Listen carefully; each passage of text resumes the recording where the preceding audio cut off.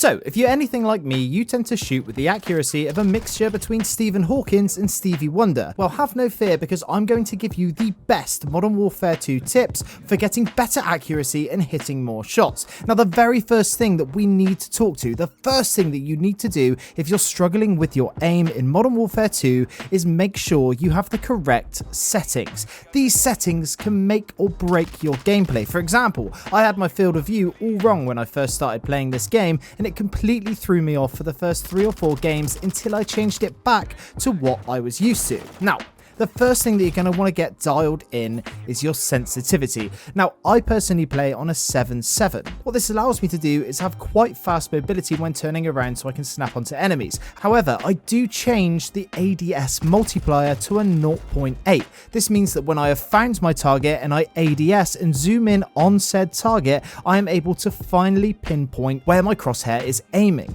Obviously, I can't tell you what the best sensitivity is for you, but my suggestion would be is to go as high as you physically feel comfortable with. For me, that's a 7. For you, that might be a 4. And then what you can do to compensate for that higher sensitivity is change your ADS multiplier. It might take a few games to get used to, but I promise you it's going to be super effective in the long run. Now, the next setting that I want you to be aware of is your field of view. On console and on PC now, you are able to change the field of view. This means how much of the map you can see when you're actually just staring down a lane. On lower field of views, it will mean that your vision is tighter, and on higher field of views, it will mean that your vision is really wide. The problem is, if you go full to the extreme and go 120 FOV, this means that enemies in the distance are going to appear very, very small. Similarly, if you go with a 60 FOV, this means that your peripheral vision is cut off and you're not going to be able to spot enemies as easily and quickly, and you're going to get caught off by people flanking you from the sides a lot. I personally use about 105. I find that this is the sweet spot for me in being able to both see enemies far away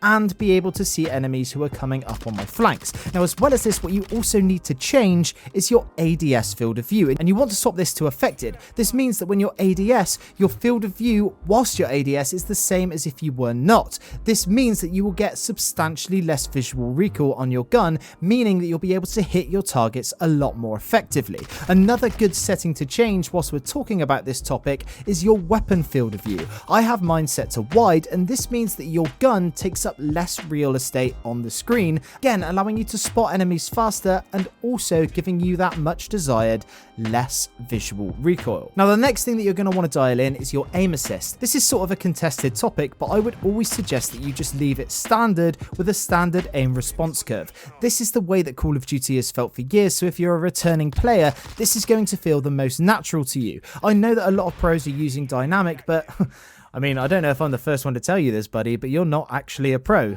So I would seriously suggest just keeping it standard and not messing around with it. Once you have a grips with a game, maybe then you can go in the gun range and you can try out these different aim assist types. But until then, I would seriously consider just keeping it standard. Now, the final setting that I think you should change in this game is to do with the center dot. All this does is keep a center dot in the middle of your screen at all times. It's meant to help with motion sickness. However, if you change it to the larger version of this, what this will enable you to do is always be aware where the center of your screen is. Wherever this dot is on your screen, when you hit that ADS button, that is where you're going to be aiming. Make sure that you practice with this dot on, because centering is one of the most important things you can do in this game. If you come around a corner and you're looking too far down or too far up and there's someone there, you're going to end up getting killed. In a game like COD, with the time to kill as fast as Modern Warfare 2, centering is so important, because 9 times out of 10, whoever shoots first kills first. Okay, now moving on, I just want to talk about recoil. I've already told you how you can lessen the effects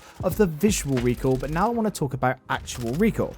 First and foremost, what you should not be doing in Call of Duty is aiming for the head. I know this seems counterintuitive, but hear me out. Especially in this game, there are a lot of attachments that allow players to add flinch to their gun. If you don't know what that means, flinch is essentially where you get shot, your gun is going to bounce upwards. Therefore, if you are aiming at center mass or the chest, 9 times out of 10, if an enemy does clip you, it will send your crosshair upwards and allow you to get that headshot. Something to bear in mind is that if you're already aiming aiming at the head, the only way you can flinch is off target. I know this seems like a counterintuitive thing to keep in mind, because why would you want to be getting shot? However, because of the prevalence of flinch in Modern Warfare 2, I promise you, you will not regret keeping your aim lower. Now, one more thing on recoil, I want you to learn how to control the recoil of a gun. In the first clip here, I'm just holding down the shoot button without controlling the recoil at all. Now, all I have to do is apply the smallest amount of pressure down on my right analog stick, and already you can see how much more accurate it is making my gun.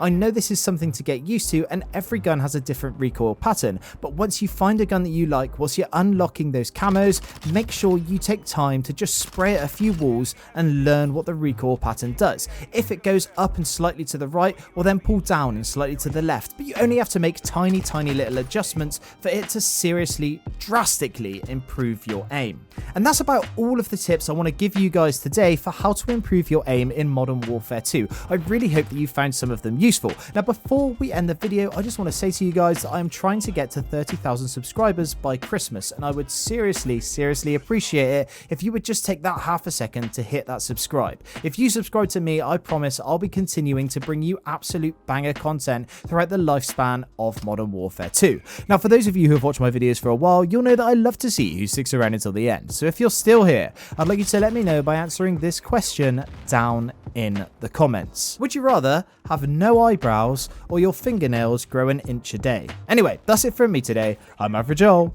Peace.